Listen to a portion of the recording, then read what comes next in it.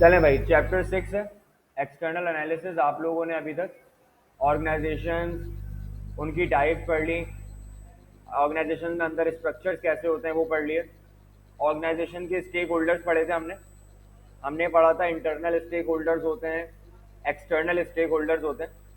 अब हम उस एक्सटर्नल स्टेक होल्डर्स का पार्ट पढ़ रहे हैं। उसमें पहला स्टेक होल्डर यानी political system and law, regulation and rules, ये सारी चीज़ें इस चैप्टर में हम कवर करेंगे।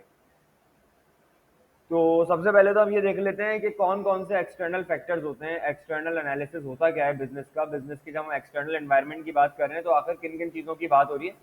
सबसे पहले आप लोग देखोगे यहाँ पे इंट्रोडक्शन के अंदर चार बातें लिखी हुई हैं। इसको हम सम अप करके पेस्ट एनालिसिस भी कहते हैं, PEST। पी से पॉलिटिकल एंड लीगल, ई से इकोनॉमिक, एस फॉर सोशल या डेमोग्राफिक और टी से टेक्नोलॉजिकल फैक्टर। इन चारों चीज़ों के एनालिसिस करने को हम कहते हैं पेस्ट एनालिसिस, यानी कंपनी के बाहर, ऑर्गेनाइजेशन के बाहर क्या कुछ चल रहा है इस सब को एनालाइज करना, इसको चेक करना, ये सारा कहलाता है पेस्ट एनालिसिस।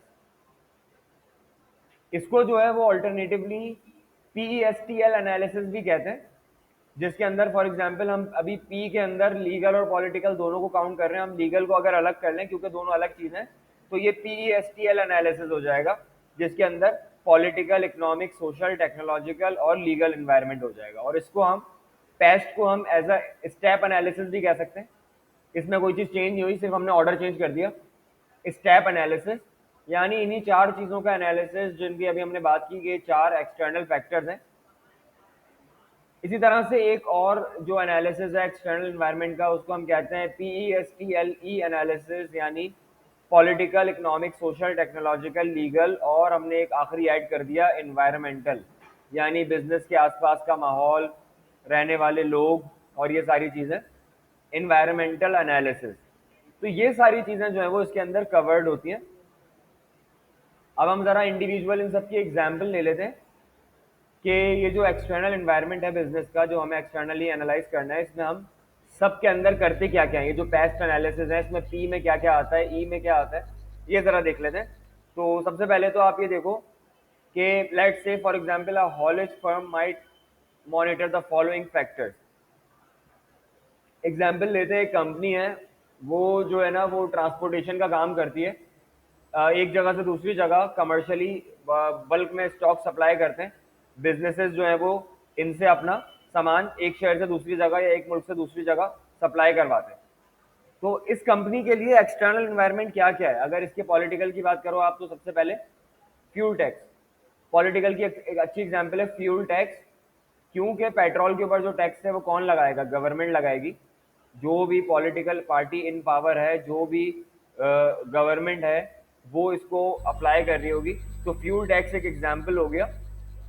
इनके ऊपर बहुत ज़्यादा असरअंदाज होगा क्योंकि जाहिर है इनका काम ही ट्रांसपोर्टेशन का है और फ्यूल एक इनका इंपॉर्टेंट हिस्सा है। Government steps to reduce pollution from lorries. बहुत सारे मुल्क ऐसे हैं वहाँ पे जो लॉरीज हैं, जो गाड़ियाँ चलती हैं, जो ट्रेन चलती हैं, जो अलग अलग कमर्शियल ट्रांसपोर्टेशन होती हैं, वो अपनी गाड़ियों से कितना ज़्यादा पॉल्यूशन फैला रहे हैं मुल्क के अंदर या शहर के अंदर, इसके ऊपर रिस्ट्रिक्शंस होती हैं, इसके ऊपर जो है वो जुर्माने होते हैं, इसके ऊपर जो है वो बहुत सारे मसले मसाइल होते हैं। तो गवर्नमेंट ने अपने मुल्क में, अपने इलाके में क्या क्या चीज़ें की हुई हैं इस पॉल्यूशन को कम करने के लिए, ये भी हमारे बिजनेस पे बहुत असरअंदाज होगा। Congestion charges in cities. Congestion charges से मुराद है कि जो सड़कों पे ट्रैफिक जैम हो जाता है, रोड्स ब्लॉक हो जाते हैं, गाड़ियां जैम हो जाती हैं एक दूसरे के साथ, गाड़ियां जो है वो रुक जाती हैं क्योंकि बड़े बड़े हैवी ट्रांसपोर्ट वहां से गुजर रहे होते हैं। तो इसका गवर्नमेंट आपको टैक्स चार्ज करती है, आपको एडिशनल पैसे चार्ज करती है, इसके ऊपर आपको चालान हो रहे होते हैं। तो ये चीज़ें किस मुल्क में मौजूद हैं या नहीं है, ये भी एक कंपनी के लिए बहुत इंपॉर्टेंट होगा। इसके अलावा नए रोड्स, जाहिर है आपका रोड पे ही सारा जो बिजनेस है वो हो रहा होगा, क्योंकि आप जो है वो ट्रांसपोर्टेशन बिजनेस में हो। तो जो गवर्नमेंट है वो वहाँ कितने नए रोड बना रही है, रोड्स की रिपेयर एंड मेंटेनेंस कितनी फ्रीक्वेंटली वहाँ होती है, ये आपके लिए बड़ा ज़रूरी होगा political factor. Road blockage due to strikes. जहाँ पे आप काम करने जा रहे हो, जिस मुल्क का पॉलिटिकल इन्वायरमेंट आप एनालाइज कर रहे हो, रिसर्च कर रहे हो उसके ऊपर, कहीं वहाँ पे बहुत ज़्यादा रोड ब्लॉकेजेस तो नहीं होती, स्ट्राइक्स तो नहीं होती रहती बहुत फ्रीक्वेंटली। तो ये भी एक हॉलेज कंपनी के लिए, एक ऐसी कंपनी के लिए बहुत ज़्यादा इंपॉर्टेंट बात होगी। फिर आता है इकोनॉमिक। जो पेस्ट एनालिसिस था उसका ई, इकोनॉमिक, जो हम नेक्स्ट चैप्टर में पढ़ेंगे। इसमें क्या क्या चीज़ें आती हैं, अभी जो हम ये चैप्टर पढ़ेंगे इसमें हम ये पी वाली सारी चीज़ें पढ़ेंगे, पॉलिटिकल इन्वायरमेंट वाली। सो इकोनॉमिक के अंदर आती है मुल्क की condition, state of the economy, down turn would result in less trade, यानी कि कह रहे हैं कि अगर मुल्क जो है वो उसकी इकोनॉमी डाउन टर्न की तरफ जा रही है, वो लॉस कर रही है, मुल्क की इकोनॉमी ख़राब हो रही है, तो इसका मतलब है बिजनेस भी कम हो जाएगा ऐसे मुल्क में। ये एक इकोनॉमिक फैक्टर है, आपको देखना पड़ेगा कि इस मुल्क में आखिर बिजनेस कितना है जहाँ पे आप बिजनेस खोलने जा रहे हो। Fuel is a major cost, so oil prices movements will be seen as significant. Oil एक बहुत बड़ा इकोनॉमिक फैक्टर है, पूरे पूरे मुल्कों को ऑयल चला रहा होता है। ऑयल जो है वो बिजली बनाने के भी काम आता है और 10,000 इसके यूजेस हैं। तो ऑयल एक बहुत इंपॉर्टेंट एक इकोनॉमिक क्राइटेरिया, एक फैक्टर है जो कि इस बिजनेस के लिए ज़रूरी होगा। Most hauliers borrow to purchase trucks, so a rise in interest rates would increase cost. ये जो हॉलियर कंपनीज हैं, ये ट्रक्स और कंटेनर्स और ये जो इस तरह की गाड़ी हैं, ये ज़ाहिर है अपने जेब से तो नहीं खरीदेंगी, इनको कर्जे लेने पड़ेंगे, बैंक्स के पास जाना पड़ेगा। तो जिस मुल्क में हम काम करने जा रहे हैं उस मुल्क के अंदर इंटरेस्ट रेट कितने हाई है कितने लो हैं, ये भी हमें देखना पड़ेगा। हम बेसिकली यहाँ पे एनालाइज कर रहे हैं, एक नया बिजनेस कहीं खोलना चाह रहे हैं, हम अपने बिजनेस को एक्सपेंड करके किसी नई जगह पे मूव करना चाह रहे हैं। तो हम बेसिकली ये देखना चाह रहे हैं कि एक्सटर्नल जो एनवायरनमेंट है वो हमारे लिए सूटेबल है या नहीं है। तो इकोनॉमिक के बाद फिर आता है सोशल, सोशल एनालिसिस।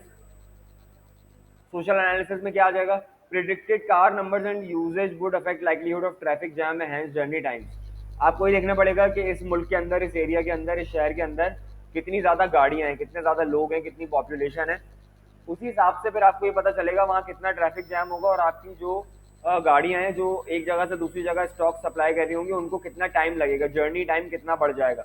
जाहिर है जर्नी टाइम ज़्यादा लगेगा तो पेट्रोल ज़्यादा कंज्यूम होगा गाड़ी के अंदर। फिर है public concern over safety could result in lorries being banned from certain routes and और restriction of speed limits. Public concern यानी ये जो गाड़ियाँ होती हैं, ट्रक्स होते हैं, कंटेनर होते हैं, अभी आपने रिसेंटली देखा होगा कि इनके ऊपर बड़ा मसला चल रहा है कि वो एक फैमिली को, गाड़ी को उड़ा दिया और इस तरह की चीज़ें चल रही हैं, लोग धरना दे रहे हैं और कंटेनरों को जला रहे हैं। तो ये सारे प्रोटेस्ट और ये सारी चीज़ें चलती रहती हैं। तो आपको ये देखना पड़ेगा कि इस मुल्क में लॉरीज और ट्रक्स के ऊपर कितनी रिस्ट्रिक्शंस हैं, कि यहाँ पे क्या कुछ चल रहा है, यहाँ की पब्लिक, यहाँ की सोसाइटी सेफ्टी को लेके कितना कंसर्न है। तो सोशल के अंदर हम ये चीज़ देख रहे होंगे, जो कि इसके बाद इकोनॉमिक के बाद अगला चैप्टर होगा। फिर है टेक्नोलॉजिकल फैक्टर्स। टेक्नोलॉजी थोड़ा वो करना, ठीक है, मैं कर लेता हूँ उसको, दोबारा हम एक दफ़ा देख लेते हैं। हम पहले इसको पूरा कर लेते हैं टेक्नोलॉजिकल को। टेक्नोलॉजिकल में देखें कि जिस मुल्क में हम बिजनेस करने जा रहे हैं, जिस शहर में हम बिजनेस करने जा रहे हैं या जिस जगह अपना बिजनेस मूव करने जा रहे हैं, वहाँ पे टेक्नोलॉजी किस तरह की अवेलेबल है। तो सबसे पहली एग्जांपल तो लिखी हुई development in route planning software. जैसे आपने देखा होगा गूगल मैप्स हैं और इस तरह के दूसरे सॉफ्टवेयर आते हैं जो कि आपको रूट प्लान करने में हेल्प करते हैं। आपको ये जो स्टॉक आपने यहाँ से उठाया है, लेट से शिप यहाँ से सी पोर्ट से, सी पोर्ट से आपको 4 जगह ये स्टॉक डिलीवर करना है, अलग अलग थोड़ा थोड़ा क्वांटिटी में। तो इस तरह के सॉफ्टवेयर आते हैं जो आपको बताते हैं कि सबसे बेहतर रूट कौन सा होगा जिसमें आप चारों जगह डिलीवरी भी कर दें, आपका कम से कम पेट्रोल भी लगे, आप ट्रैफिक में भी ना फंसें। तो ये जो है वो आपके रूट प्लानिंग सॉफ्टवेयर, ये टेक्नोलॉजी वहाँ पे अवेलेबल है या नहीं ये हमें बता रही होगी। Anti theft devices.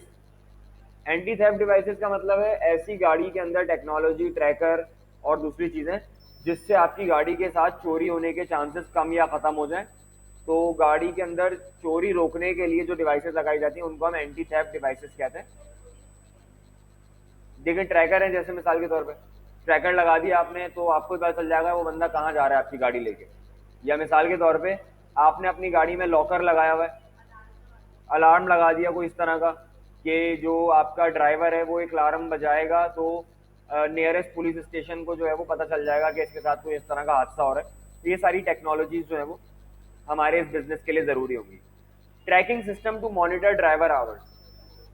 अच्छा, अब ड्राइवर जो है वो सुबह को स्टॉक लेके निकला है, रात को 9 बजे वो आपको कहता है मैं तो ट्रैफिक जैम में फंस गया था, मैं तो नहीं पहुंचा सका, मैं वापस घर आ गया, मेरा पास सारा सामान है। तो अगर आपके पास वहाँ ऐसी टेक्नोलॉजी होगी जो कि ड्राइविंग आवर्स को चेक कर पाए कि ड्राइवर वहाँ से कब निकला था, उसके बाद वो कहाँ कहाँ गया, क्या वो वाकई ट्रैफिक में खड़ा हुआ था या उसका जो ट्रक था वो चाय के होटल के बाहर पार्क हुआ हुआ था और वो अंदर बैठा हुआ था। तो ये सारी टेक्नोलॉजी जो है वो आपको हेल्प आउट कर रही होगी अपने बिजनेस को बेहतर तरीके से चलाने में। फिर एक टायर टेक्नोलॉजी, टायर जो है वो गाड़ियों के लिए बड़ा ज़रूरी होता है। ट्रक हो गए, बड़ी गाड़ियाँ हो गई, उनके लिए बहुत ज़रूरी होता है। ज़ाहिर है उनके ब्रेक्स का बहुत ज़्यादा काम होता है गाड़ियों का। तो टायर टेक्नोलॉजी जो मुल्क में अवेलेबल है वो कितनी अच्छी है, इससे हमें ये पता चल रहा होगा कि वो गाड़ी कितनी एफिशिएंसी से चल रही है, कितना कम जो है वो फ्यूल कंज्यूम करेगी वो, और ये सारी चीज़ें। फिर देखें कंपेटिटिव। कंपेटिटिव का मतलब क्या है? कंपेटिटिव का मतलब है कि जिस जगह हम काम करने जा रहे हैं वहां और कितना कंपटीशन है, कितना कंपटीशन है भाई। Competitive rivalry from other hauliers. आप एक हॉलियर कंपनी खोल रहे हैं, जो कि हॉलियर कंपनी जो है क्या करेगी, ट्रक्स वगैरह में स्टॉक सप्लाई करेगी। तो जिस मुल्क में आप खोल रहे हैं कहीं ऐसा तो नहीं वहाँ पे 15 पहले से ऐसी कंपनियां मौजूद हैं जो पुरानी हैं? तो अगर वो 15 कंपनियां वहाँ पहले से मौजूद हैं तो आपको तो काम मिलना बड़ा मुश्किल है वहाँ पे। फिर है थ्रेट फ्रॉम सब्सटीट्यूट। सब्सटीट्यूट ऐसी कंपनियां होती हैं, ऐसे बिजनेस होते हैं जो कि आपका जैसा काम तो नहीं करते, लेकिन सिमिलर नहीं होता, लेकिन वही जरूरत पूरी कर देता है। ठीक है, जैसे फॉर एग्जाम्पल प्यास लग रही है आपको तो पानी भी पी सकते हो, कोल्ड ड्रिंक भी पी सकते हो, जूस भी पी सकते हो, सब सब्सटीट्यूट हैं एक दूसरे के। तो एक हॉलियर कंपनी अगर आप खोल रहे हो जो कि ट्रक्स में और कंटेनर में स्टॉक सप्लाई करेगी एक जगह से दूसरी जगह, शिप से, पोर्ट से उठा के एयरपोर्ट तक या दूसरे शहरों तक पहुंचाएगी, तो कहीं ऐसा तो नहीं कि पाकिस्तान में या इंडिया में जहां भी आप शुरू कर रहे हो वहां पे ट्रेन के जरिए ऑलरेडी बहुत बड़ा नेटवर्क बिछा हुआ है और सारा का सारा सामान एक शहर से दूसरे शहर ट्रेनों के जरिए पहुंचाया जाता है, तो सब्सटीट्यूट तो कोई ऑलरेडी मौजूद नहीं है। Threat of entering new market. Threat of entering का मतलब ये होता है कि जिस इंडस्ट्री में आप कूदने जा रहे हो, ये जो हॉलियर कंपनी आप खोल रहे हो, कहीं ऐसा तो नहीं कि इस बिजनेस के अंदर स्टार्ट करने के अंदर आपको बहुत सारी रिस्ट्रिक्शंस हैं।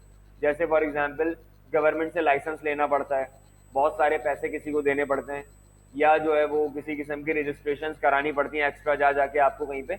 तो कितनी ज़्यादा रिस्ट्रिक्शंस है, कितनी एक्स्ट्रा एडिशनल कॉस्ट आपकी यहाँ पे लग जाएगी, तो ये जो है वो कंपेटिटिव इसका वो हो गया। ठीक है, अब जरा पॉलिटिकल और लीगल को थोड़ा अलग अलग करके पहले सिर्फ हम पॉलिटिकल को समझते हैं कि पॉलिटिकल सिस्टम्स क्या होते हैं और पॉलिटिकल जो सिस्टम या पॉलिटिकल एनवायरनमेंट है वो हमारे बिजनेस को कैसे फायदा या नुकसान दे सकता है। जी, कौन सा वाला? टेक्नोलॉजी का फोर्थ वाला टायर टेक्नोलॉजी। देखिए टायर जो है ना वो एक गाड़ी का बड़ा इंपॉर्टेंट पार्ट होता है, उसकी दो तीन वजूहत हैं। सबसे पहले तो ब्रेकिंग सिस्टम, जो ब्रेक्स होते हैं गाड़ी के। गाड़ी रोड पे रुकती है उस टायर की वजह से। उस टायर की ग्रिप्स कितनी अच्छी है रोड के ऊपर, उस टायर के अंदर और दूसरी चीजें कितनी अच्छी हैं, उसमें ब्रेक कौन सा लगा हुआ है, डिस्क ब्रेक लगा हुआ है या कोई और ब्रेक लगा हुआ है, वो ब्रेक कितनी जल्दी लग जाता है। कहीं ऐसा तो नहीं मैं अभी ब्रेक लगाऊंगा और वो बहुत दूर जाके रुक रहा है, एक्सीडेंट होने के चांसेस बढ़ जाए। तो इस मुल्क के अंदर टायर की टेक्नोलॉजी कितनी अच्छी है, ये हमारी बिजनेस के लिए बड़ा फायदेमंद है और नुकसानदेह भी हो सकता है यहाँ बड़े खराब टायर यूज होते हो बिजनेस के अंदर, इस मुल्क के अंदर, तो ये हमारे बिजनेस की कॉस्ट बढ़ा देंगे। फॉर एग्जाम्पल अगर टायर बहुत हल्के हैं, उसकी ग्रिप अच्छी नहीं है, तो बार बार ब्रेक अप्लाई हो रहा होगा तब जाके गाड़ी रुकेगी। इसका मतलब है कि जो गाड़ी के ब्रेक्स हैं वो हमें हर महीने चेंज कराने पड़ेंगे। लेकिन अगर गाड़ी के टायर अच्छे हैं तो ब्रेक बहुत देर में चेंज होंगे, गाड़ी जल्दी रुक जाएगी आपकी। तो बहुत सारी चीजें इसके अंदर जो है वो काउंट होती है। तो अब हम पॉलिटिकल को देखते हैं जरा कि पॉलिटिकल में क्या क्या चीजें आ रही हैं। पॉलिटिकल सिस्टम तीन चीजों को मिलकर बनता है। सबसे पहले a set of institutions, political organizations and interest groups such as lobby groups। पहली चीज इंस्टीट्यूशंस, इदारे,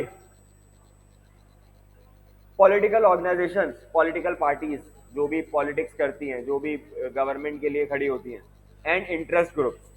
इंटरेस्ट ग्रुप्स वो इदारे, वो ऑर्गेनाइजेशंस होती हैं जो कि प्रेशराइज करने के लिए, अपने काम निकालने के लिए होती हैं।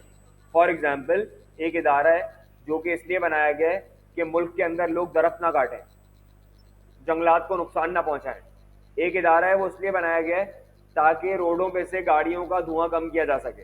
ये क्या करते हैं ये लोग, ये इदारे गवर्नमेंट को प्रेशराइज करते हैं कि भाई ये गाड़ियां बंद करो जिसके अंदर से इतना धुआं निकलता है, कि भाई ये जो लकड़ियां काटते हैं, जो दरख्त काटते हैं, इनके ऊपर जुर्माने लगाओ, इनको जेल में करो, इनको बैन करो।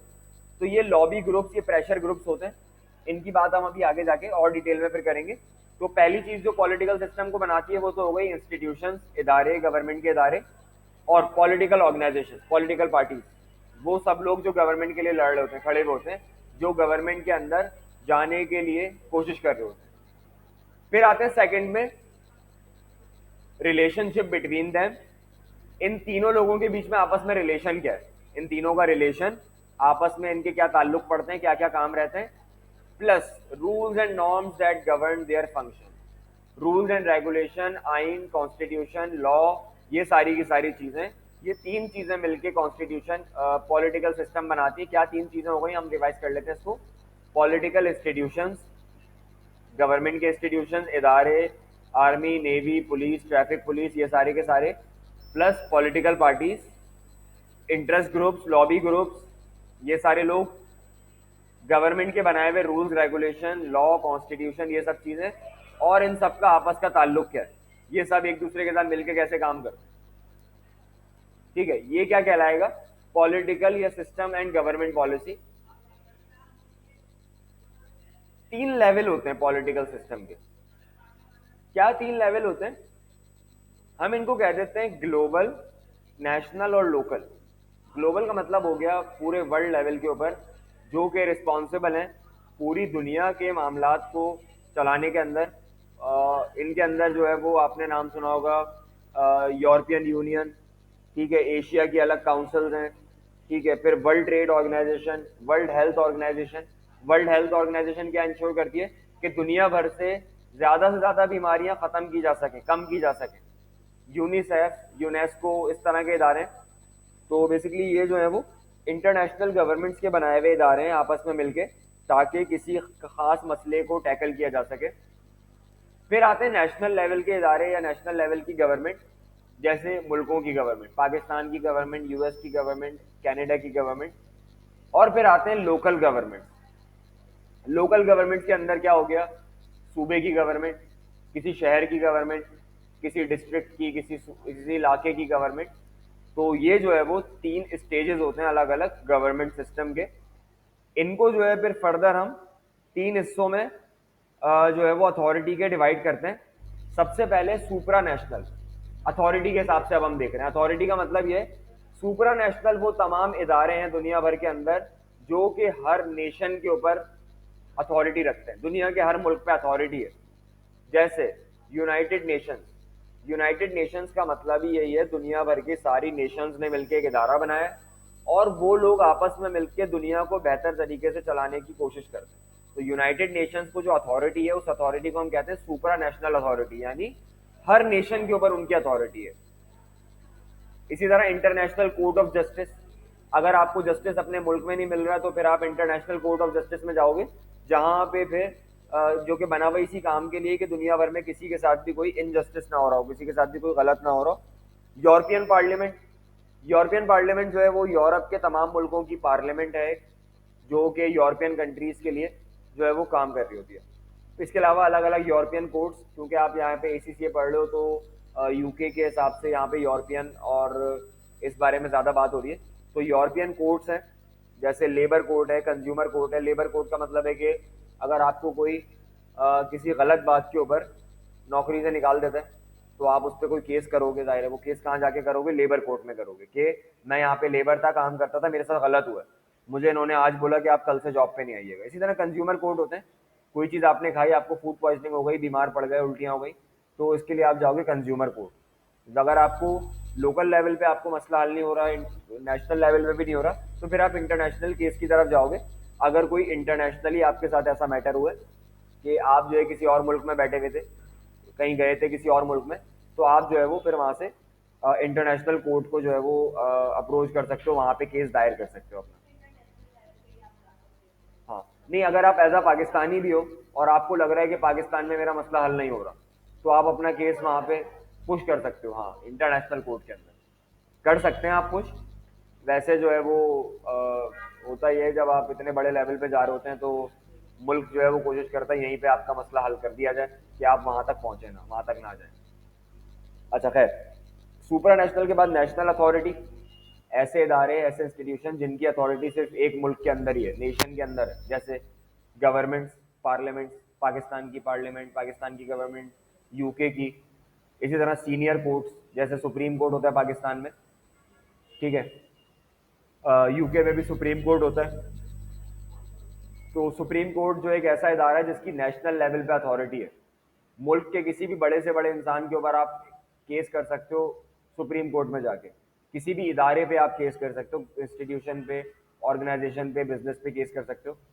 इसके अलावा other major courts through the principle of case law and the setting of precedents, अलग अलग केसेस के हिसाब से अलग अलग इदारे हैं, अलग अलग कोर्ट हैं। जैसे अभी हमने बात की कि कंज्यूमर कोर्ट एक अलग कोर्ट है, लेबर कोर्ट एक अलग कोर्ट है। तो अगर आपका मसला कंज्यूमर रिलेटेड है तो पाकिस्तान का अपना एक कंज्यूमर कोर्ट है, आप वहां जाके केस कर सकते हो। अगर आपका एम्प्लॉयमेंट से रिलेटेड कोई केस है तो पाकिस्तान का अपना एक जो है वो लेबर कोर्ट है, आप वहां जाके जो है वो ये कर सकते हो, अपना केस कर सकते हो। तो नेशनल लेवल के ये इदारे होते हैं। फिर आते हैं रीजनल लेवल के इदारे। रीजन मतलब एक इलाके के, जैसे फॉर एग्जांपल सिंध का या कराची का। तो basically regional and federal governments के अंडर में ही ये इदारे होते हैं।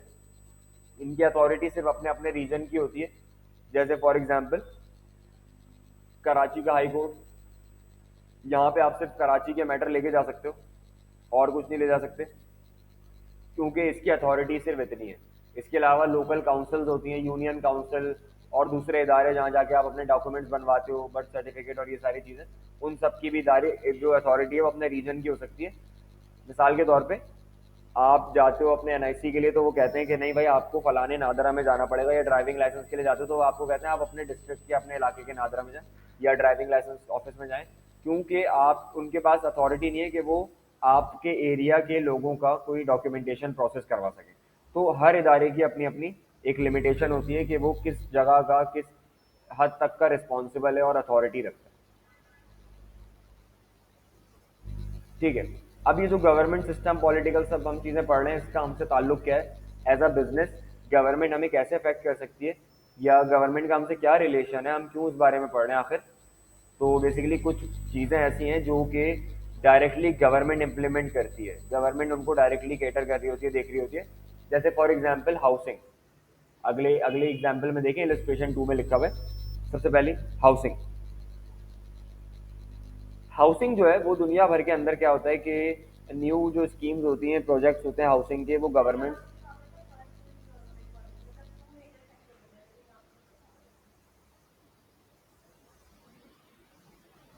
हाँ हाँ देखें तो ये पहले अभी गवर्नमेंट पॉलिसी की एग्जांपल दे रहे हैं, फिर उसके बाद जो है वो आगे लॉज एंड, ये सिर्फ इसके हैं पॉलिसी से रिलेटेड, आगे लेजिस्लेशन और लॉ से रिलेटेड हम आगे बात करेंगे।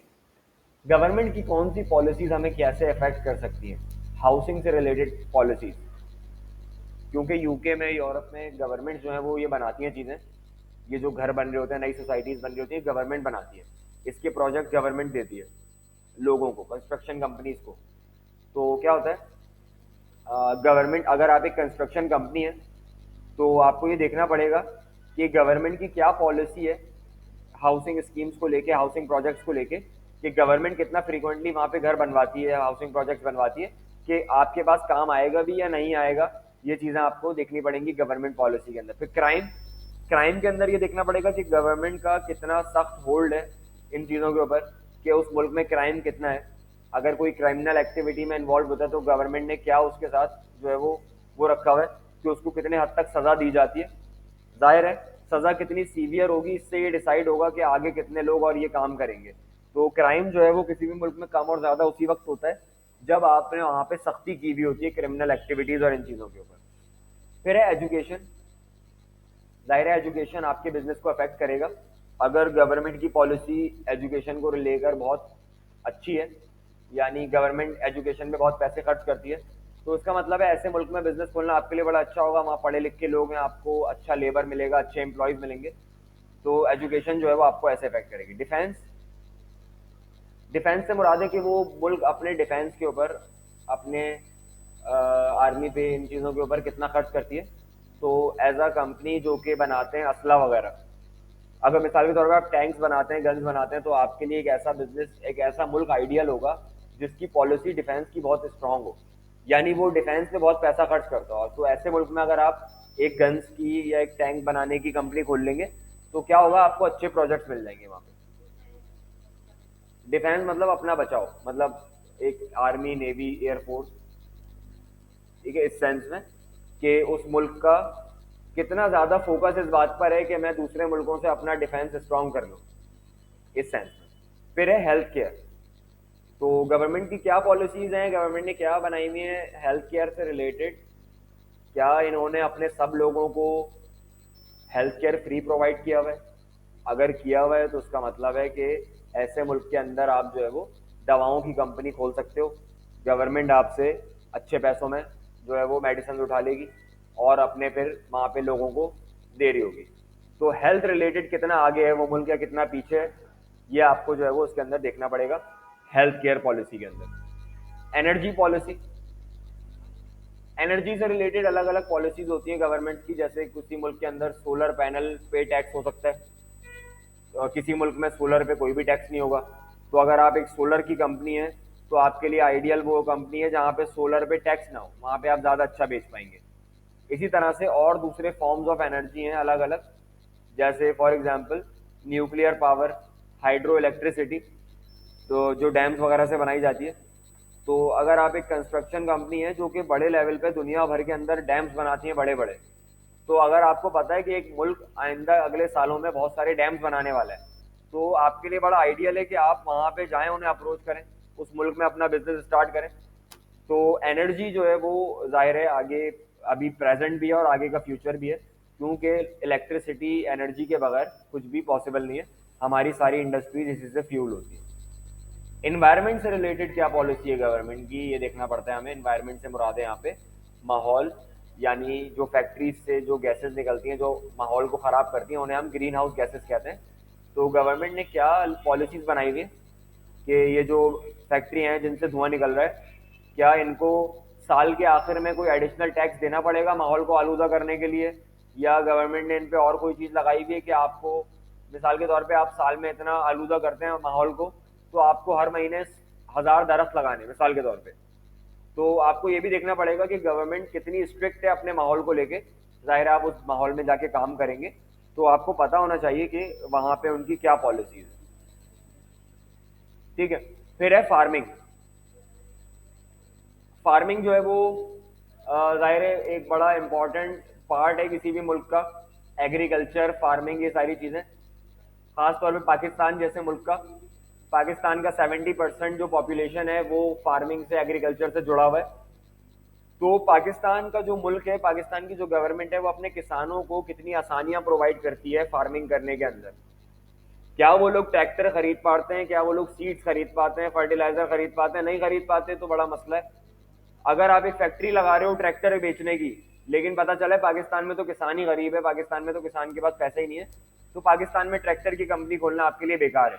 लेकिन अगर आप सुनते हो कि पाकिस्तानी गवर्नमेंट एक नई पॉलिसी ला रही है जिसमें वो किसानों को बगैर इंटरेस्ट रेट के कर्जे देंगे ताकि वो अपने आप को जो है वो कर सकें, अपग्रेड कर सकें, तो ये आपके लिए एक अच्छी चीज़ हो सकती है पॉलिसी। टाउन प्लानिंग आ गई फिर। टाउन प्लानिंग से मुराद है कि गवर्नमेंट अपने इलाकों को, टाउन्स को, शहरों को डेवलप करने के लिए, बनाने के लिए क्या नए प्लान बना रही है, क्या नए बजट ला रही है। इसमें रोड आ जाते हैं, नई बिल्डिंग्स आ जाती हैं, हॉस्पिटल इंफ्रास्ट्रक्चर आ जाता है। तो एक कंस्ट्रक्शन कंपनी के लिए बड़ा ज़रूरी हो सकता है कि आखिर यहाँ पे कितना ज़्यादा टाउन प्लानिंग और इन चीज़ों से रिलेटेड काम होता है। फिर है डोमेस्टिक। डोमेस्टिक से मुराद है कि वहाँ के जो लोकल लोग हैं, वहाँ के अंदर जो रहने वाले लोग हैं, उनसे रिलेटेड क्या पॉलिसी है। क्या पाकिस्तान है मिसाल के तौर पे एक मुल्क, क्या पाकिस्तान के अंदर इतनी ज़्यादा आसानियाँ हैं या पाकिस्तान की करेंसी इतनी अच्छी है कि दुनिया भर से लोग यहाँ पे नौकरियाँ करने आते हो, मिसाल के तौर पे? तो पाकिस्तान की डोमेस्टिक कंडीशन जो है वो हमें ये बता रही होगी कि कितने इमिग्रेंट दूसरे मुल्कों से यहाँ पर आते हैं। इससे हमें क्या फ़ायदा है एज अ बिजनेस? इससे हमें ये फ़ायदा है कि अगर पाकिस्तान में बहुत सारे लोग नए नए आते रहते हैं, हर महीने हज़ारों लोग ऐड होते हैं जो कि पढ़ने आते हैं, नौकरियां करने आते हैं, तो इसका मतलब है कि अगर पिछले महीने आपके 1 लाख कस्टमर थे तो इस महीने 1,20,000 हो जाएंगे, लेट्स से फॉर एग्जाम्पल।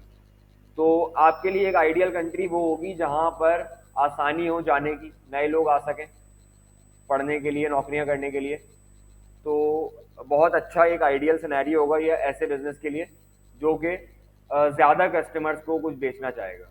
और फिर फॉरेन, फॉरेन से मुराद है यहाँ पे कि मुल्क से दूसरे मुल्कों से कैसे रिलेशन है, जिस मुल्क में भी आप काम करने जा रहे हैं उसके दूसरे मुल्कों से रिलेटेड क्या पॉलिसी है, क्या इस मुल्क के जो हैं वो दूसरे मुल्कों से लड़ाई झगड़े रहते हैं बस, या इनके बड़े अच्छे रिलेशन है दूसरे मुल्कों से, आसपास की कंट्रीज से। तो ये जो है वो फॉरेन के अंदर फिर आ रहा होता है। तो अभी हमने क्या देखा, गवर्नमेंट पॉलिसी देखी, गवर्नमेंट या पॉलिटिकल सिस्टम हमें सबसे पहले किस चीज़ से अफेक्ट करता है, सबसे पहले गवर्नमेंट सिस्टम हमें अफेक्ट करता है अपनी पॉलिसी से, जो अभी हमने पढ़ी गवर्नमेंट की पॉलिसी। दूसरा अफेक्ट गवर्नमेंट का हम पे होता है लेजिस्लेशन यानी लॉ। डायरेक्ट लेजिस्लेशन का मतलब है लॉ, रेगुलेशन, रूल्स जो गवर्नमेंट हमारे लिए बनाती है, यानी जिसको हमें हर हाल में फॉलो करना ही करना है। किस किस चीज़ से रिलेटेड लॉ एंड लेजिस्लेशन बनाती है गवर्नमेंट जो हमें फॉलो करने हैं हर हाल में। यहाँ पे लिखा हुआ organisation must comply with appropriate legislation. क्या है ये, यहाँ पे नीचे कुछ पॉइंट्स लिखे हुए। एम्प्लॉय प्रोटेक्शन, आप एक बिजनेस हो, लेट्स से आपके पास लोग काम करते हैं, गवर्नमेंट ने अगर बेसिक सैलरी, मिनिमम सैलरी लगाई हुई है 50,000 रुपए, तो आपको हर हाल में वो देनी पड़ेगी। नहीं दोगे तो मसला हो जाएगा, गवर्नमेंट आपको जो है वो आपके खिलाफ एक्शन ले सकती है। तो एम्प्लॉय प्रोटेक्शन से रिलेटेड जो है वो बेसिक सैलरी, अच्छा नहीं, इसमें मैं आपको एक चीज बताऊं, मिनिमम सैलरी में क्या होता है, अगर गवर्नमेंट ने अनाउंस किया है मिसाल के तौर पे बेसिक सैलरी अभी पाकिस्तान में 37,000 है, बेसिक सैलरी 37, तो 37 का सीन क्या है, ये है कि अगर आप हफ्ते में 5 दिन काम करते हो तो 9 घंटे काम कर रहे हो डेली, अगर 6 दिन काम करते हो तो 8 घंटे कर रहे हो, ठीक है। तो अगर आप इतना काम करते हो तब आपकी बेसिक सैलरी होगी, क्योंकि इस तरह से तो फिर वो टीचर है जो 2 घंटे बच्चे को पढ़ाता है, उसको उसकी तो कॉस्ट नहीं बनेगी ना उसको देने की। तो इस वजह से गवर्नमेंट ने इसके अंदर ये वाली चीज़ें भी डाली हैं कि किस बंदे को देनी है ये आखिर मिनिमम सैलरी। लेकिन ये बाय लॉ सब पे लाजिम है, जितने भी लोग पाकिस्तान के अंदर काम कर रहे हैं, कि उन्होंने इतना जिससे काम लिया उसको 37,000 रुपये तो देने, चाहे वो सिक्योरिटी गार्ड है, कैशियर है, कोई भी है, 37,000 रुपये तो देने। अगर उससे आपने 9 घंटे काम करवाया हफ्ते में 5 दिन नहीं मिल रहे तो वो इसको क्लेम कर सकते हैं, गवर्नमेंट के पास जा सकते हैं, कर सकते हैं, कम होंगे, अगर हैं तो फिर नहीं कर सकते। देखो 40 घंटे है वैसे लिमिट, कि आप जो है ना वो हफ्ते में 40 घंटे काम करो, 40 से 48 घंटे, इससे ज़्यादा नहीं है, ठीक है। इससे ज़्यादा कोई अगर आपसे काम ले रहा है तो उसे आपको पैसे एक्स्ट्रा एडिशनल देने पड़ेंगे। जो बड़ी कंपनीज हैं उनका ये केस होता है बेसिकली कि क्योंकि वो गवर्नमेंट के सारे लॉ एंड पॉलिसीज़ को फॉलो करते हैं, तो वो क्या करते हैं कि अगर गवर्नमेंट ने कहा है 40 घंटे काम लेना है, तो अगर वो आपसे 1 घंटा ओवर टाइम करवाते हैं, 1 घंटा एक्स्ट्रा काम करवाते हैं, तो वो आपके आवरली पैसों को डबल आपको पे करते हैं। जैसे मिसाल के तौर पे आपकी 1 घंटे की जो सैलरी बन रही है, अगर हम उसको डिवाइड करें पर डे से और फिर पर आवर से, तो पता चलता है आपकी आवरली सैलरी बनती है 1,500 रुपये मिसाल के तौर पे। तो अगर आपकी कंपनी एक बड़ी कंपनी है जो कि सारे रूल्स एंड रेगुलेशन फॉलो करती है, तो आपको डबल पे करेगी ओवर टाइम के, मतलब 1 घंटा ओवर टाइम करा के आपको 3,000 पे करेगी।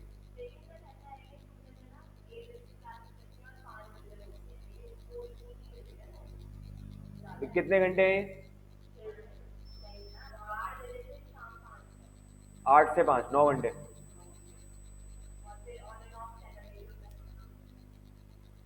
नहीं तो फिर तो बाय लॉ तो उनको देना चाहिए, अगर पूरा टाइम है तो बाय लॉ देना चाहिए। इसके लिए एम्प्लॉय प्रोटेक्शन, लेबर कोड होते हैं, ये सारी चीज़ें होती हैं, उसको आप अप्रोच कर सकते हैं। लेकिन अभी अभी ये है कि ज़्यादातर जो स्कूल्स और ये सब लोग हैं वो आहिस्ता आहिस्ता कोशिश कर रहे हैं इसके करीब करीब तक तो जाएं किसी तरह से ना, 30 तक आ गए ना, तो लगे हुए कोशिश में लोग के इसको करीब करीब तक लेकर आया जाए, क्योंकि पहले तो बहुत ही बुरा हाल था स्कूल्स का, खास तौर पे बहुत ही कम पैसे जो है वो टीचर्स को दिए जाते थे। तो अब जो है वो फिर कुछ बेहतर है, ऐसा नहीं है कि परफेक्ट है जो लॉ ने कहा है वो है, लेकिन कुछ बेहतरी आई है, देखो हो सकता है और आ जाए आगे फ्यूचर में, ठीक है। तो एम्प्लॉय प्रोटेक्शन के बाद आती है डेटा प्रोटेक्शन। तो गवर्नमेंट जो है वो लॉ बनाती है डेटा प्रोटेक्शन के भी, क्योंकि बिजनेसेस के पास बहुत सारे लोगों का डाटा होता है, एम्प्लॉयज़ का भी होता है और कस्टमर्स का भी होता है। मोबाइल नंबर्स होते हैं, एड्रेस होते हैं, और 10,000 चीज़ें होती हैं, credit card debit card numbers होते हैं। तो उस डाटा को आप किस काम के लिए इस्तेमाल कर सकते हो? वो डाटा आपसे लॉस ना हो जाए, आप किसी को दे ना दो, बेच ना दो, जानबूझ के उसके साथ कोई मिसयूज ना कर लो। इसके भी लॉ एंड रेगुलेशन होते हैं, लेजिस्लेशन होते हैं। तो इसको हम डेटा, जी जी, लेजिस्लेशन जो है वो मुश्किल लफ्ज है लॉ का एंड रेगुलेशन का। तो डेटा प्रोटेक्शन जो है वो इसके भी लेजिस्लेशन होते हैं बेसिकली। फिर आते हैं health and safety related matter. For example आप मिसाल के तौर पे एक फैक्ट्री में काम करते हैं, वहाँ पे आप लिफ्टर वगैरह चलाते हैं, जिससे आप बड़े बड़े कार्टन्स और पैलेट्स जो हैं वो उठाकर लिफ्टर से उठाकर ऊपर शेल्फों में रखते हैं।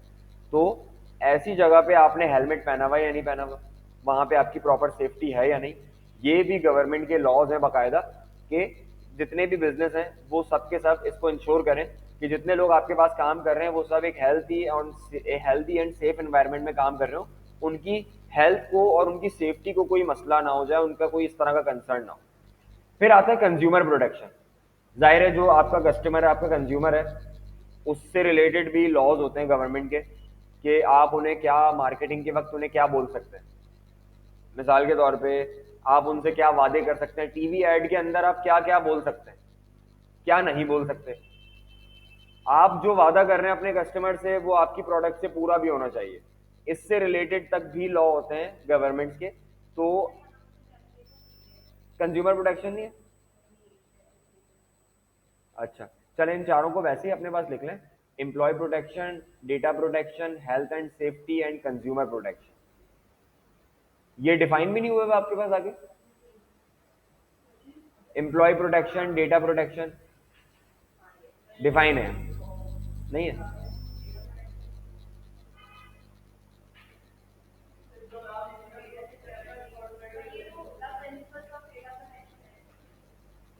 अच्छा, फिर ये वहीं पे इसको करवा रहे होंगे डिफाइन ना। पहले हम एम्प्लॉय प्रोटेक्शन को देख, एम्प्लॉय प्रोटेक्शन है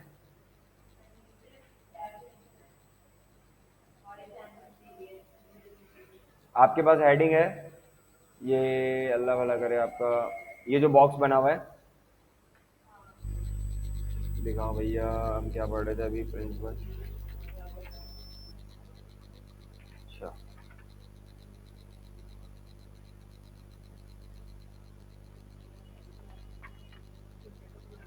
डेटा प्रोटेक्शन से पढ़ना है, ठीक है। Right, the principles of data protection पे आए फिर।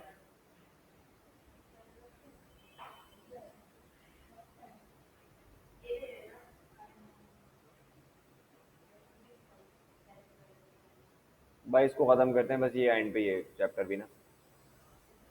अच्छा देखें डेटा प्रोटेक्शन में क्या क्या चीज़ें कवर्ड होती हैं, क्या क्या डाटा आपके पास होता है, कौन ये लॉ बनाता है। यहाँ पे देखें एक इदारे का नाम लिखा हुआ है, the general data protection regulation, GDPR. ये जो है वो एक इदारा है यूरोपियन यूनियन के अंदर, जो कि ये काम करता है, इसके ऊपर काम करता है कि जो ऑर्गेनाइजेशन हैं, बिजनेसेस हैं, वो मिसयूज़ ना करें डाटा का। मिसयूज़ क्या होता है डाटा का, यहाँ कुछ एग्जाम्पल्स दी हैं, इसको पढ़ लीजिएगा, रीड कर लीजिएगा क्या है ये। डाटा के साथ क्या होना चाहिए, data must be use Fairlie, lawfully and transparently. Data को कानून में रहते हुए फेयर तरीके से और ट्रांसपेरेंट तरीके से, यानी ट्रांसपेरेंट का मतलब है जैसा आपने अपने कंज्यूमर को बताया या लोगों को बताया जिनसे आपने डाटा लिया है, बिल्कुल वैसे ही यूज करें आप, उसके अलावा किसी और काम के लिए आप उनका डाटा इस्तेमाल ना करें।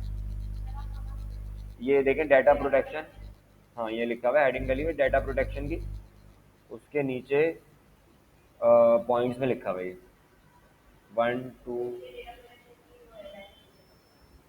सही है।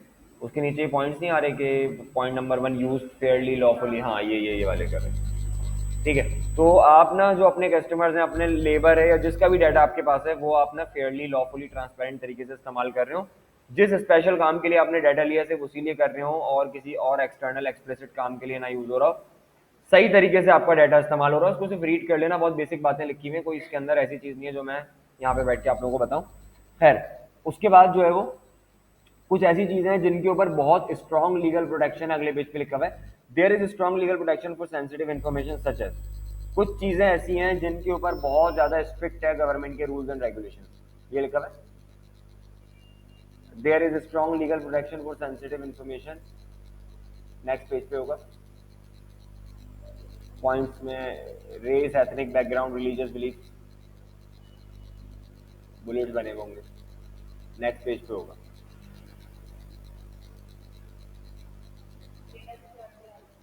डेटा सिक्योरिटी है,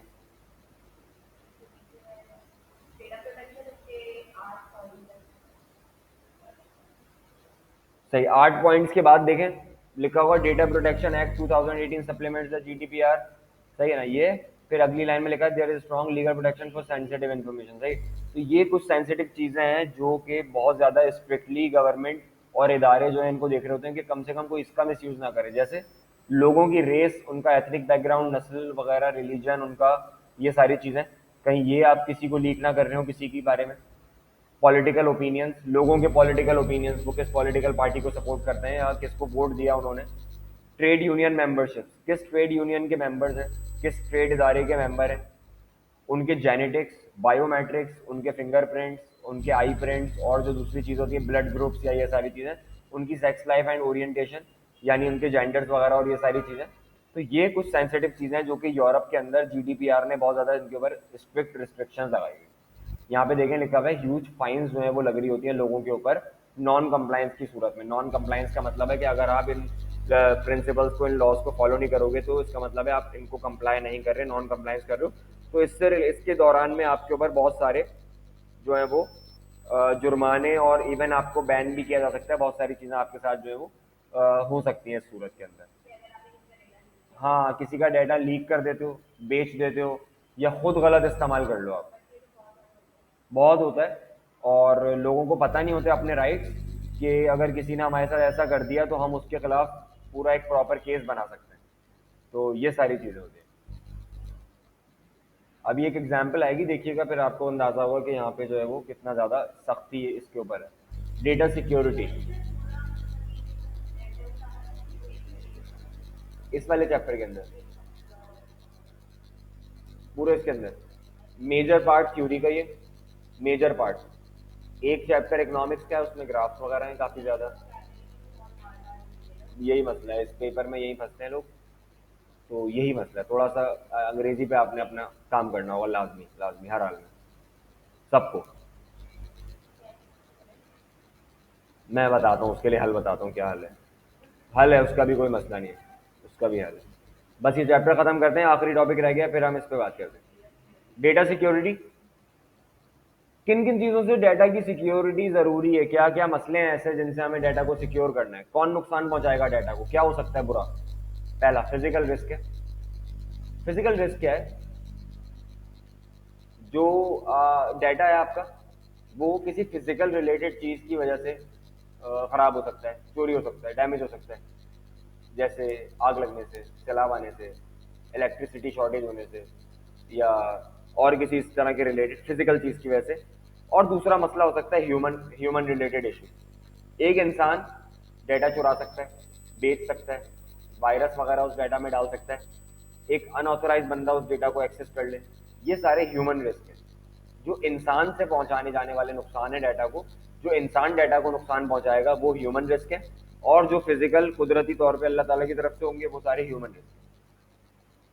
यहाँ एक एग्जांपल दी हुई है 2018 के अंदर क्या हुआ। In 2018 hackers gain access to personal information and payment card details of around 4,30,000 British Airway customers and staff. 2018 में ये हुआ कि जो हैकर्स थे उन्होंने ब्रिटिश एयरवे की वेबसाइट हैक कर ली, या क्या किया, तो उन्होंने ब्रिटिश एयरवेज की 4,30,000 कस्टमर्स का पर्सनल और उनकी कार्ड डिटेल्स को जो है वो चुरा लिया, एक्सेस कर लिया।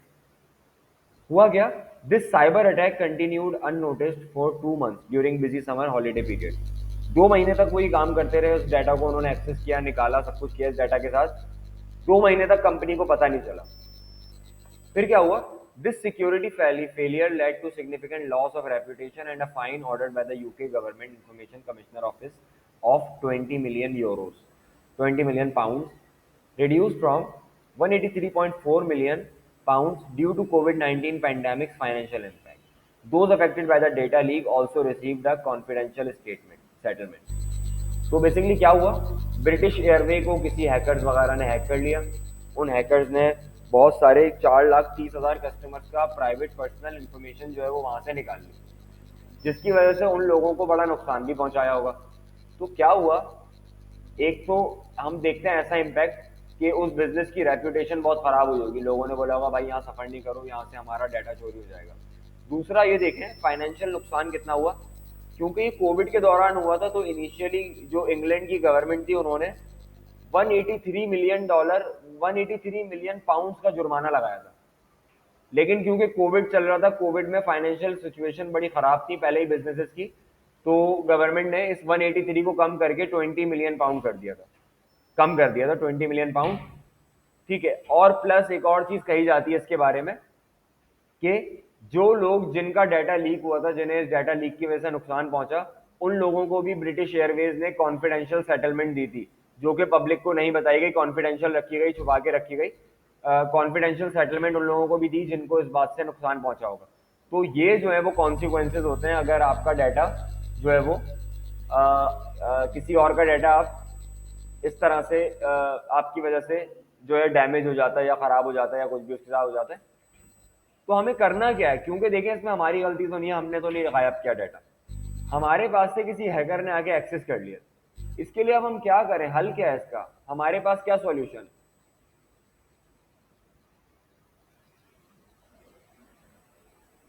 तो देखें आप लोग, इसके बाद इन्हीं सॉल्यूशंस पे बात हुई भी है। क्या करना है आपने, पोटेंशियल थ्रेट लिखा हुआ है और साथ में उनकी काउंटर मेजर्स लिखे हुए, क्या क्या नुकसान पहुंच सकता है और फिर उसका हल क्या निकालना है भाई आपने। फिजिकल डैमेज हो सकते हैं, सबसे पहले आग लगने से, फ्लडिंग से, टेररिस्ट अटैक हो सकता है, कोई अदर एनवायरमेंटल प्रॉब्लम। क्या करें इसके लिए हम, इसके लिए आप ये करें, फायर प्रोसीजर्स बनाएं। आपकी बिल्डिंग में अच्छी जगह पे हर लोकेशन के ऊपर फायर एक्सटिंग्विशर रखे हुए हो, जितने लोग वहाँ काम करते हैं सबकी ट्रेनिंग हुई भी हो कि आग लग जाएगी तो क्या किया जाए, कहाँ से भागना है, इमरजेंसी एग्जिट कहाँ है, आग लगने की सूरत में एक्सटिंग्विशर कौन उठाएगा, कौन जो है वो इसको जो है वो करेगा, आग को करेगा, मसले को हल। तो ये सारी ट्रेनिंग आपने देनी है, एक्सटिंग्विशर्स प्रोवाइड करने। Computer equipment must be located in a segregated area in which air conditioning and dust control operate effectively। क्योंकि जाहिर है आपका जो इन्वायरमेंट है यानी डस्ट वगैरह है वो भी डाटा को नुकसान पहुंचा सकती है। डस्ट वगैरह से कंप्यूटर की स्टोरेज और वो सब चीज़ें खराब हो जाती हैं। तो आपने अपने कंप्यूटर्स, अपनी स्टोरेज सारी ऐसे माहौल में, ऐसे कमरे में रखी हो जहाँ एयर कंडीशन चल रहे हो, कूलिंग सिस्टम सारे प्रॉपर हो। इसी तरह बैकअप जनरेटर्स, कहीं ऐसा ना हो कि लाइट जाने की वजह से या वो होने से, अचानक से इलेक्ट्रिसिटी बंद होने से, पावर सप्लाई कट होने से आपके जो कंप्यूटर्स हैं या जो भी डिवाइस है उसके अंदर से डेटा लॉस हो जाए। तो आपके पास backup generator all the time होने चाहिए ताकि इस तरह का कोई मसला ना हो। Off site facilities to cater for the possibility of total destruction of the in house computer. आपने जो अपने ऑफिस के अंदर कंप्यूटर में डाटा रखा हुआ है वो आपके ऑफिस के कंप्यूटर के अलावा भी कहीं ड्राइव वगैरह पे, डिजिटल जगह पे, कहीं ऐसी लोकेशन पे भी सेव होना चाहिए ताकि खुदा ना खास्ता कोई मसला हो तो आप वहां से दोबारा उसको एक्सेस कर सकें। Of site backup copies of data files, और दूसरी फाइल्स आपने बैकअप के तौर पे रखी हुई हो किसी और लोकेशन पे, ताकि अगर एक जगह से डाटा लॉस हो जाए तो आपके पास बैकअप में कुछ ना कुछ मौजूद हो। फिर है second point, human damage caused by human interference, यानी इंसान के इंटरफेरेंस की वजह से, इंसान की वजह से कोई दूसरा इंसान जो है वो आपके डाटा को एक्सेस कर ले। एक ये भी नुकसान हो सकता है ना, जैसे अभी हमने ब्रिटिश एयरवे के केस में देखा। तो इस सूरत में हमें क्या करना चाहिए, रिस्ट्रिक्टेड एक्सेस होना चाहिए कंप्यूटर रूम का, जिस कमरे में कंप्यूटर है जहाँ सबसे ज़्यादा सेंसिटिव इन्फॉर्मेशन है, उस कमरे के अंदर पिन कोड लगे हुए, ऐसी डिवाइसेस लगी हुई हो कि सिर्फ ऑथोराइज लोग वहाँ एंटर हो सके, ताकि हर कोई वहाँ पे जाके एक्सेस ना कर सके डाटा को। Close circuit TV and security guard, security guard जो है वो सीसीटीवी पे इसको मॉनिटर कर रहा हो कि वहाँ कौन जा रहा है, कौन एंटर हो रहा है।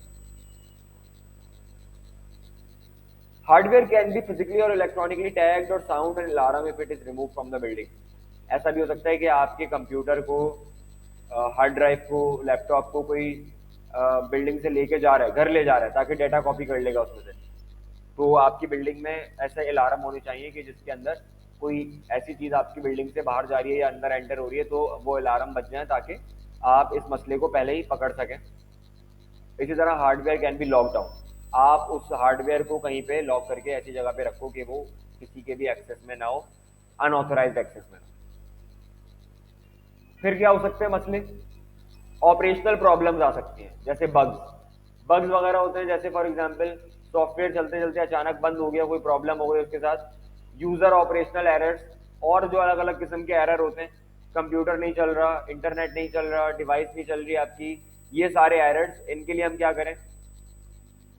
जो भी प्रोग्राम है, जो भी सॉफ्टवेयर है जिसको हमने लगाया है, जो भी बनाया है, उसकी अच्छी तरह से टेस्टिंग हो, प्रॉपर स्ट्रिक्ट प्रोसीजर्स आपकी कंपनी में हो, तमाम लोगों की अच्छी से अच्छी ट्रेनिंग हुई भी हो, ताकि जो है वो इस तरह के एरर और इस तरह की प्रॉब्लम्स को हम पहले से ही सॉल्व कर सकें।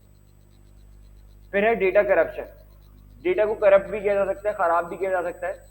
जैसे फॉर एग्जांपल वायरस होते हैं, आपने सुना होगा अक्सर कि भाई वो मेरा सारा डाटा जो है वो मिस हो गया, खराब हो गया, वायरस आ गया। तो वायरसेस वगैरह जो है वो डाटा को करप्ट कर देते हैं, खराब कर देते हैं, यूजेबल नहीं छोड़ते। तो इनके लिए हम क्या कर सकते हैं? फायरवॉल और एंटीवायरस सॉफ्टवेयर आते हैं, वो डाउनलोड कर सकते हैं अपने पास। पासवर्ड्स वगैरह और इस तरह की चीजें लगा सकते हैं कि कोई भी ऐसा शख्स आपके डिवाइस के अंदर ऐसा वायरस ना छोड़ सके, सिर्फ एक्सेस ऑथोराइज बंदे के पास हो। और अगर वो डाटा खराब हो भी गया, क्या होता है?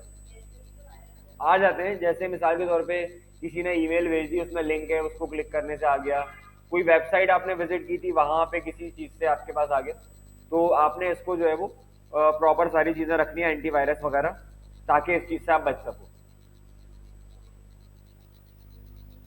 और फिर आखिर में ऑफ साइट बैकअप, यानी अगर खुदा ना खास्ता वायरस आ भी गया, डाटा करप्ट हो गया, खराब हो गया, तो आपके पास कहीं और दूसरी जगह पे भी बैकअप होना चाहिए, ताकि ऐसी सूरत में जब डाटा सारा खराब हो गया तो आप दोबारा उस डाटा को डिलीट करके नए सिरे से डाटा अपने पास रीस्टोर कर सको।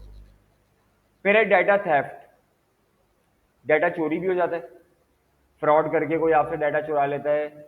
इंडस्ट्रियल एस्पिनाज हो सकता है। इंडस्ट्रियल एस्पिनाज से मतलब है कि आप एक बहुत बड़ी कंपनी हो इंडस्ट्री के अंदर, आपका कॉम्पिटिटर जो है वो आपके खिलाफ कैंपेन करता है, आपका डाटा चुराने की कोशिश करता है कि आपका डाटा जो है वो किस तरह निकाला जाए। लॉस ऑफ कॉन्फिडेंशियलिटी, जो कॉन्फिडेंशियल चीज़ें थी आपके पास, जो कि आपने लोगों से ली थी, इंफॉर्मेशन ली थी उनकी, वो लूज हो जाती हैं आपसे, किसी तरह से आप खो देते हो। कोई फाइल थी, वो ईमेल पे शेयर करनी किसी और को थी, गलती से किसी और को चले गई, ऐसे बंदे को चले गई जिसे उसे नहीं देखना था, तो वो भी आपके डाटा को गलत तरीके से इस्तेमाल करता है, तो डाटा थेफ्ट हो गया फॉर एग्जाम्पल। क्या करें इसके लिए? हम डाटा इंक्रिप्शन टेक्निक्स आती है। डाटा इंक्रिप्ट हो जाता है, डाटा छुप जाता है दूसरी लैंग्वेज के पीछे। जैसे आपने अक्सर व्हाट्सएप पे देखा होगा, लिखा होता है मैसेज पे कि योर मैसेजेस आर इनक्रिप्टेड। इसका मतलब ये है कि आप जब यहाँ से किसी को हेलो लिख के भेजते हैं, तो वो मैसेज आपने जब लिखा है तब भी हेलो है, और जब वो दूसरे बंदे के पास पहुंचेगा तब जाके हेलो होगा। बीच के अंदर वो अपनी लैंग्वेज चेंज कर लेता है, मतलब सिंबल्स में चेंज हो जाता है, नंबर्स में, किसी और लैंग्वेज में चेंज हो जाता है। उसकी वजह ये है ताकि व्हाट्सएप के हेडक्वार्टर में, व्हाट्सएप ऑफिस में कोई बैठ के उसको पढ़ ना सके, बीच में जितने भी लोग इन्वॉल्व हैं, इंटरनेट वाला, व्हाट्सएप वाले, वो उसको एक्सेस ना कर सके। तो डाटा को इनक्रिप्ट कर दें आप, और सिर्फ उसी वक्त डिक्रिप्ट हो जब उस यूजर ने देखा है जिसने देखना है। तो डाटा को हम छुपा सकते हैं, इनक्रिप्ट कर सकते हैं। पासवर्ड एंड यूजर नंबर्स लगा सकते हैं। पासवर्ड का मतलब है कि जाहिर है उस पर हम पासवर्ड लगा दें कि जिसको पासवर्ड पता है सिर्फ वो देख सकेगा। और यूजर नंबर्स यानी कि एक वक्त में सिर्फ इतने यूजर देख सकते हैं, या सिर्फ फला फला फला ये 4 यूजर ही देख सकते हैं। और physical access control, physical access control से मुराद है कि आपकी आई स्कैन होगी, थंबप्रिंट स्कैन होगा, किसी भी तरह का इस तरह का फिजिकल लॉक या कंट्रोल आप लगा दें, तो इससे क्या होगा कि आपका डाटा जो है वो थेफ्ट वगैरह फ्रॉड से थोड़ा सा सिक्योर हो जाएगा, चांसेस कम हो जाएंगे उसके होने के। ठीक है, तो ये बेसिकली आपका चैप्टर है। ऐसा नहीं कहूँगा कि ये बिल्कुल गैर ज़रूरी और कम इम्पोर्टेंट चैप्टर है, लेकिन बाकी जो सिमिलर चैप्टर्स हैं एक्सटर्नल इन्वायरमेंट के, उसके अंदर सबसे लीस्ट इम्पॉर्टेंट इसको हम देंगे, लीस्ट इम्पॉर्टेंस देंगे हम इसको, क्योंकि इससे ज़्यादा इंपॉर्टेंट और ज़रूरी हमारे पास आगे चैप्टर्स हैं। ऐसा नहीं कि नहीं पढ़ेंगे और इसकी क्वेश्चन आंसर्स नहीं सॉल्व करेंगे, बिल्कुल करेंगे, लेकिन जो है वो थोड़ी सी प्रायोरिटी इसकी हमारी कम होगी। तो ये था आपका चैप्टर 6, ये यहाँ पे ख़त्म हो जाता है, और मजीद इसमें और कुछ भी नहीं है। 5 है, चैप्टर 5। तो ये हमारा यहाँ पे ख़त्म होता है। इसके बाद अगला आपका जो इकोनॉमिक फैक्टर्स का चैप्टर है, कि इकोनॉमिक एनालिसिस क्या होता है किसी भी ऑर्गेनाइजेशन का, जो कि आपने करना होता है। ओके, मैं देख रहा हूँ। इसको समराइज कर लेते हैं कि क्या पढ़ा हमने। हमने देखा कि political system and legal analysis होता है। हमने ये बात की कि बिजनेस ऑर्गेनाइजेशन के अंदर हमने, शुरू से बात करते हैं। पहले हमने बात की कि ऑर्गेनाइजेशन कितने टाइप्स की होती है, बहुत सारी होती है, हमने पढ़ लिया। फिर हमने देखा उन ऑर्गेनाइजेशन के अंदर स्ट्रक्चर कितने होते हैं। फिर हमने बात की उनमें कल्चर क्या क्या होते हैं, किस किस तरह के माहौल होते हैं, क्या क्या चीज़ें हो रही होती हैं। फिर हमने उसके अंदर टेक्नोलॉजी देखी, कौन कौन से सॉफ्टवेयर इस्तेमाल हो रहे हैं, क्या क्या टेक्नोलॉजी सिस्टम चल रहे हैं। फिर हमने बात की कौन कौन स्टेक होल्डर्स होते हैं, इंटरनल भी होते हैं, एक्सटर्नल भी होते हैं। अब हम फाइनली बात कर रहे हैं एक्सटर्नल स्टेक होल्डर्स की, कि एक्सटर्नली जो स्टेक होल्डर होते हैं, बिजनेस के बाहर जो लोग होते हैं, जिनका बिजनेस से कंसर्न होता है, इंटरेस्ट होता है, बिजनेस में किसी तरह का उनका फायदा या कुछ जुड़ा हुआ होता है। उसके अंदर सबसे पहला है पॉलिटिकल एंड लीगल एनवायरनमेंट। इसमें हमने बात की कि पॉलिटिकल लीगल एनवायरनमेंट के अंदर किस किस तरह के पॉलिटिकल सिस्टम्स होते हैं। तीन हमने बात की, सुपरा नेशनल, नेशनल और रीजनल। ऐसे तमाम इदारे, ऐसे तमाम इंस्टीट्यूशन जो कि तमाम मुल्कों पे सुपरा नेशनल अथॉरिटी रखते हैं। ऐसे तमाम इदारे जो नेशनल अथॉरिटी रखते हैं सिर्फ एक मुल्क के ऊपर, और ऐसे इदारे जो सिर्फ अपने रीजन पे, अपने शहर पे, अपने सूबे पे अथॉरिटी रखते हैं। फिर हमने गवर्नमेंट पॉलिसीज पढ़ी कि अलग अलग चीज़ों को रिलेटेड गवर्नमेंट की पॉलिसीज क्या होती है, हाउसिंग की, क्राइम की, एजुकेशन की, हेल्थ केयर की, ये सारी बातें की। फिर हमने लेजिस्लेशन की बात की कि गवर्नमेंट जो लेजिस्लेशन, रूल्स एंड रेगुलेशन बनाती है वो हमारे किस काम के, हमें उनसे क्या फ़ायदा होता है, कौन कौन से होते हैं। तो हमने बात की एम्प्लॉय प्रोटेक्शन होती है, हेल्थ एंड सेफ्टी होती है, कंज्यूमर लॉ होता है, और डेटा प्रोटेक्शन होता है। फिर हमने डेटा प्रोटेक्शन की बड़ी डिटेल में बात की कि डेटा प्रोटेक्शन जो है वो किस किस तरह का होता है, क्या क्या हमें प्रोटेक्ट करना है, क्या क्या हमारे साथ मसले मसाइल हो सकते हैं, और डेटा को प्रोटेक्ट कैसे रखा जाए, ऐसा क्या करें कि डेटा चोरी ना हो, ना तो लोग उसका गलत फायदा उठाएं, ना इन्वायरमेंट या कोई नेचुरल डिजास्टर की वजह से हमारा डेटा खराब हो। तो ये टोटल इस चैप्टर की समरी है। यहाँ पे हमने इस चैप्टर में ये सारी बातें कुल मिला के की। ठीक है, कोई क्वेश्चन पूछना कुछ? नहीं? हाँ, वो मैं आपको बता